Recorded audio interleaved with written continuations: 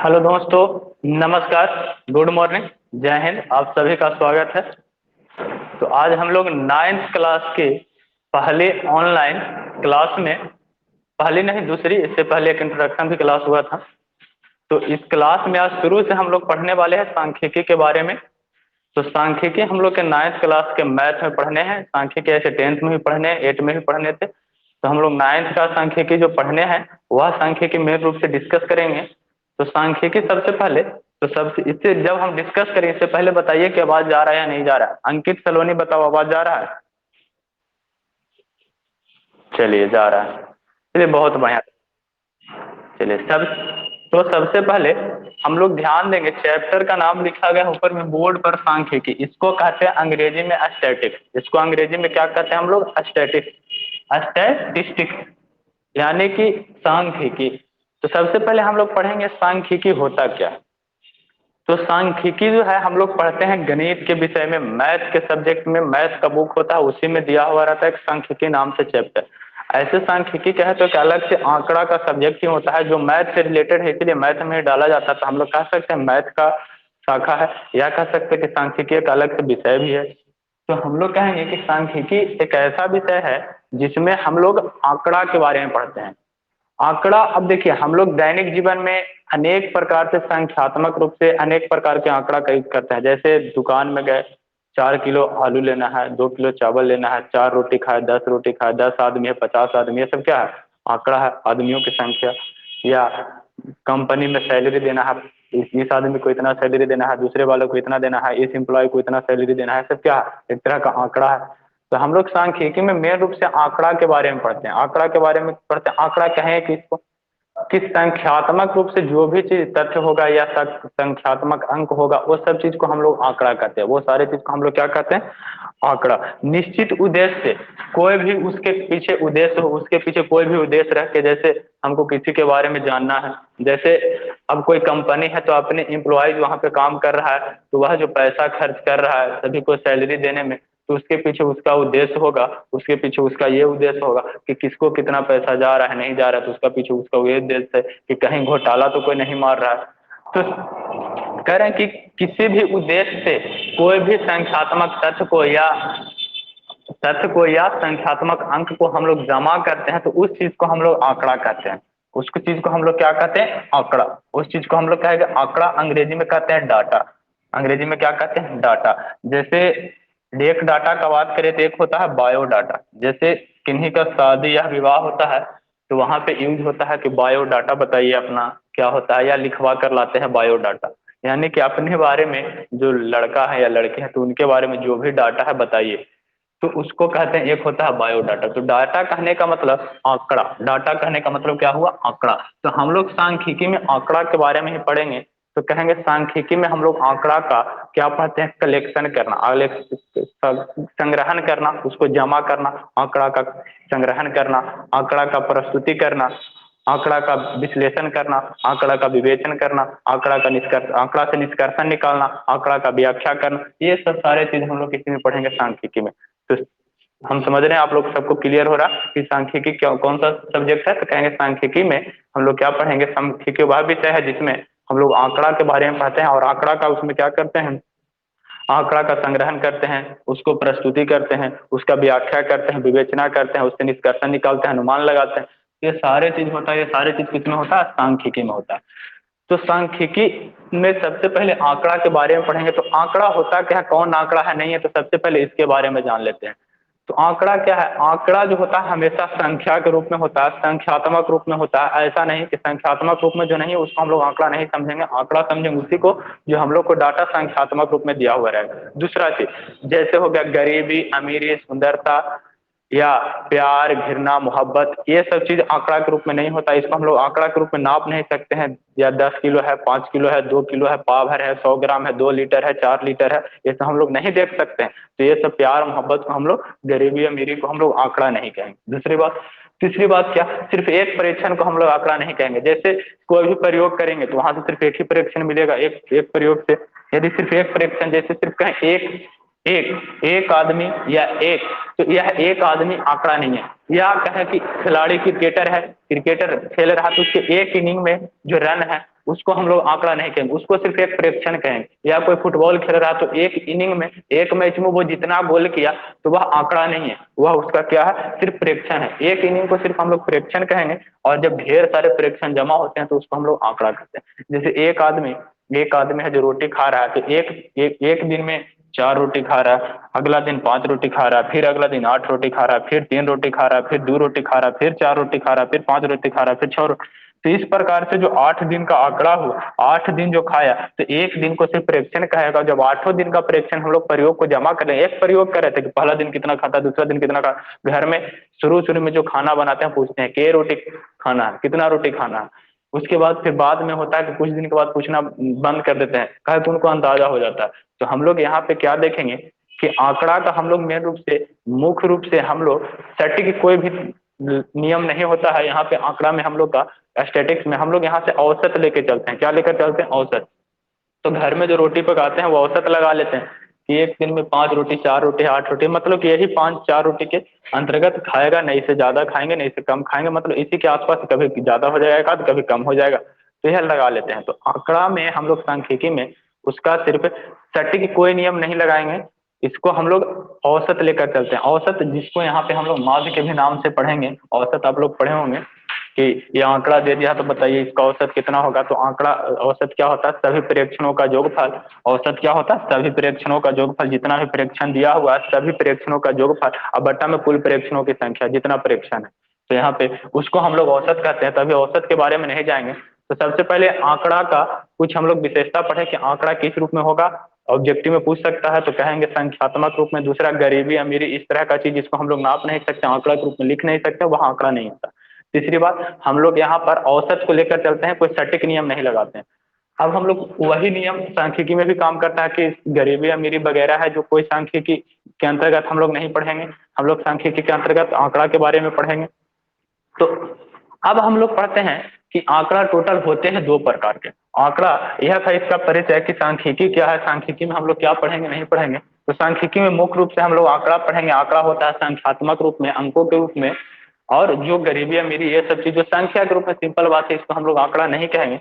तो आंकड़ा मुख्य रूप से 2 प्रकार के होता है। एक होता है प्राथमिक आंकड़ा, एक होता है प्राथमिक आंकड़ा, और दूसरा होता है गौण आंकड़ा। दूसरा होता है गौण आंकड़ा। प्राथमिक आंकड़ा को प्राथमिक आंकड़ा को हम लोग प्राइमरी डाटा कहते हैं, प्राइमरी डाटा कहते हैं, प्राइमरी डाटा कहते हैं। और गौण आंकड़ा को हम लोग द्वितीयक आंकड़ा भी कहते हैं, द्वितीयक आंकड़ा भी कहते हैं, या इसको हम लोग सेकेंडरी डाटा कहते हैं।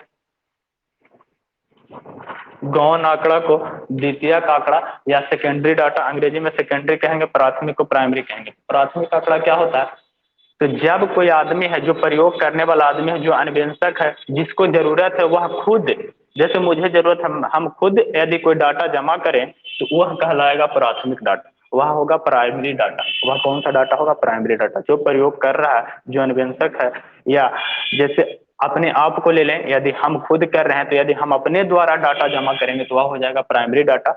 और दूसरा हो जाएगा द्वितीयक डाटा, जो कहीं और से हम प्राप्त कर लिए, कोई और जमा किया, उससे हम ले लिए हैं, या कोई भी स्रोत से हम लोग उठा लिए हैं, उस डाटा को पहले से जमा किया हुआ, तो उसको हम लोग कहेंगे सेकेंडरी डाटा, उसको हम लोग द्वितीयक आंकड़ा नहीं कहेंगे। अब देखिए, आंकड़ा हम लोग पढ़ रहे थे, आंकड़ा में एक होता है यथा प्राप्त आंकड़ा भी, इसको भी जान लीजिए क्या होता है यथा प्राप्त आंकड़ा। यथा प्राप्त आंकड़ा होता है जिसको हम लोग कहते हैं अनग्रुप्ड, जो जो पहले से ग्रुपिंग नहीं किया हुआ है, जिसको हम लोग वर्गीकृत नहीं किए। पहला यथा प्राप्त आंकड़ा, दूसरा वर्गीकृत आंकड़ा।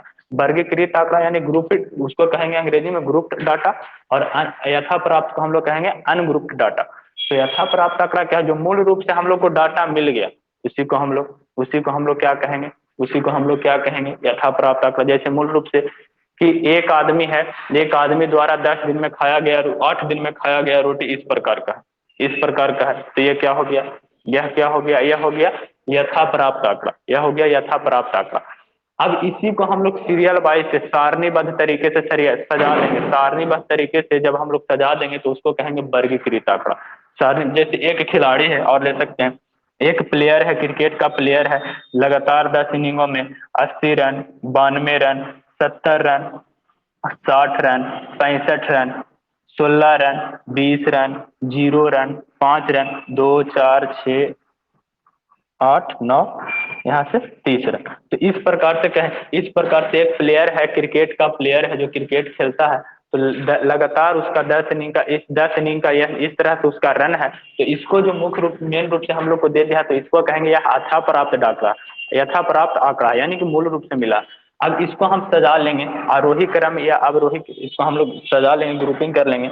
0 5 आरोही क्रम या अवरोही क्रम में 16 20 30 60 65 70 80 92 इस तरह से। तो इसको हम लोग कहेंगे कि यह हो गया अब वर्गीकृत आंकड़ा। इसको हम लोग कौन सा आंकड़ा कहेंगे भाई? इसको अब हम लोग कहेंगे कि वर्गीकृत आंकड़ा। इसको हम लोग कौन सा आंकड़ा कहेंगे? वर्गीकृत आंकड़ा कहेंगे। अब समझिए, वर्गीकृत आंकड़ा कहेंगे तो हम लोग क्या कहें कि सारणीबद्ध तरीके से जब सजा लेंगे, तो सारणी क्या है, नीचे में देखिए सारणी का भी नाम लिखे हैं, तो इसको भी समझ लेते हैं सारणी क्या होता है। तो सारणी कहने का मतलब है भाई, सारणी कहने का मतलब है कि जब हम लोग कोई आंकड़ा को, जब हम लोग कोई आंकड़ा को आरोही क्रम में, कौन सा क्रम में? आरोही, यानी इसको हम लोग कहते हैं और, या इसका दूसरा नाम क्या है? बढ़ते क्रम, बढ़ते क्रम में, या इसको अंग्रेजी में कहते हैं, इसको हम लोग अंग्रेजी में कहते हैं असेंडिंग ऑर्डर, या इसको हम लोग कहते हैं इंक्रीजिंग ऑर्डर,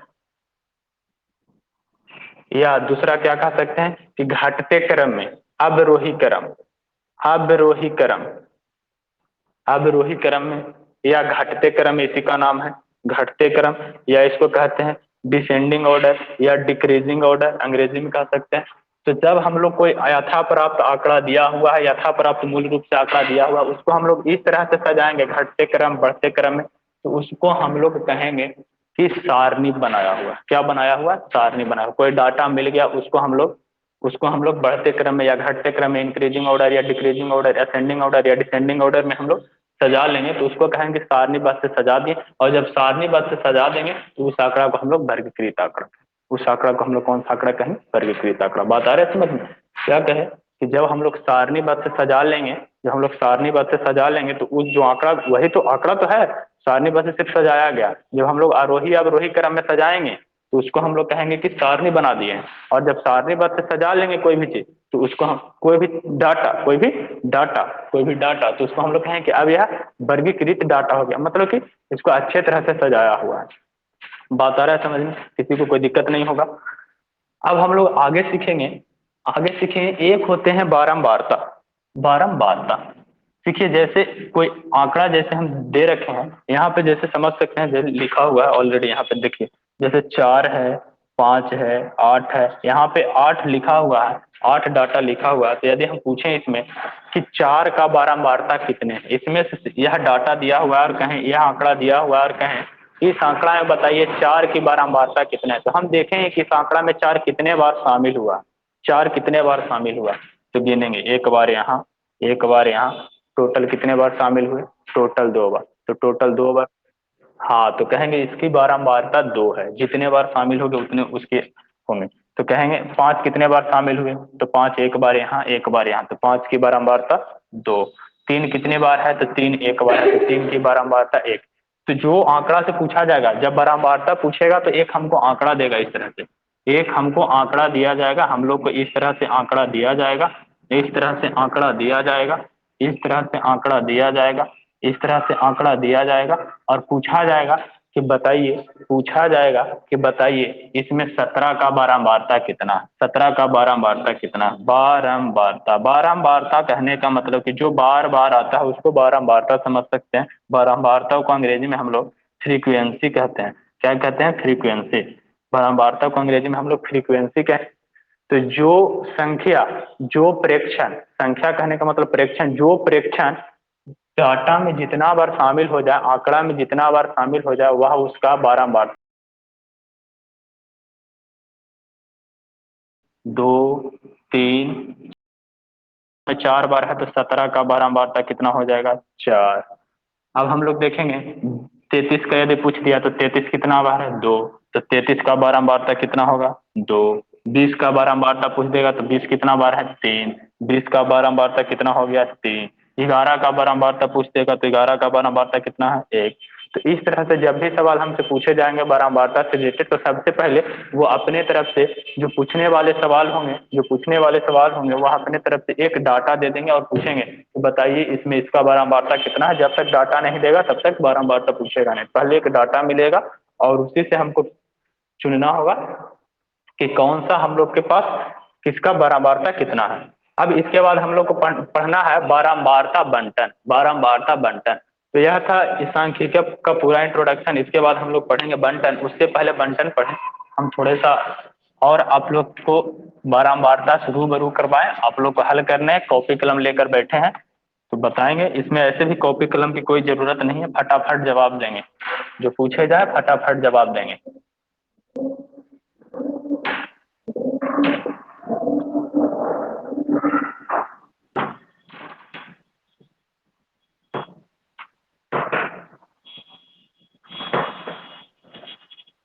चलिए, तो जल्दी से बताएंगे कि यह आंकड़ा जो लिखा गया है, इसमें 6 की बारंबारता कितनी है? 6 की बारंबारता चलिए, 6 की बारंबारता, 6 की बारंबारता, हमसे पूछा गया 6 की बारंबारता। तो देखेंगे भाई 6 की बारंबारता 1 2 3 4, तो 6 की बारंबारता 4 हो गया। बहुत बढ़िया, बहुत बढ़िया, सबके आवाज जवाब सही थे।